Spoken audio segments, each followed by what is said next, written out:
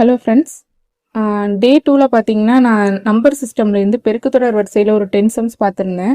டே 3ல் பார்த்தீங்கன்னா அதோட கண்டினியூஷனாக ஒரு 12 சம் பார்த்துருந்தேன். நான் எப்பயுமே மேக்ஸுக்கு பார்த்தீங்கன்னா நாகா நோட்ஸ் அப்படிங்கிற யூடியூப் சேனல் தான் வந்து பார்ப்பேன். ஏன்னா அவங்க பேசிக் வந்து ரொம்ப பொறுமையாக நின்று நிதானமாக சொல்லி கொடுத்துருப்பாங்க. உங்களுக்கு பேசிக் வந்து டக்குன்னு புரியும். அதுக்கப்புறம் தான் வேறு மெத்தடுக்கு நான் அடுத்தடுத்த இதெல்லாம் பார்ப்பேன்.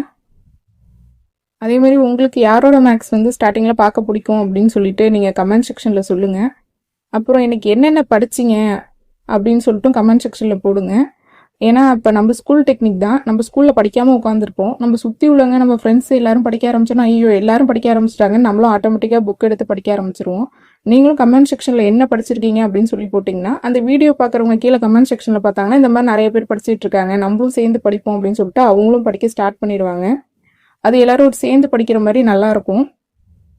ஸ்டடி பிளான் போடுறப்ப பார்த்தீங்கன்னா நிறைய வச்சு போடாதீங்க. ஏன்னா அதை அன்னைக்கு முடிக்க முடியலன்னா நமக்கு ஐயோ நம்ம ஸ்டடி பிளானை முடிக்கலையே அப்படின்னு சொல்லிட்டு அதுவே ஒரு டவுனாக ஃபீல் ஆகும்.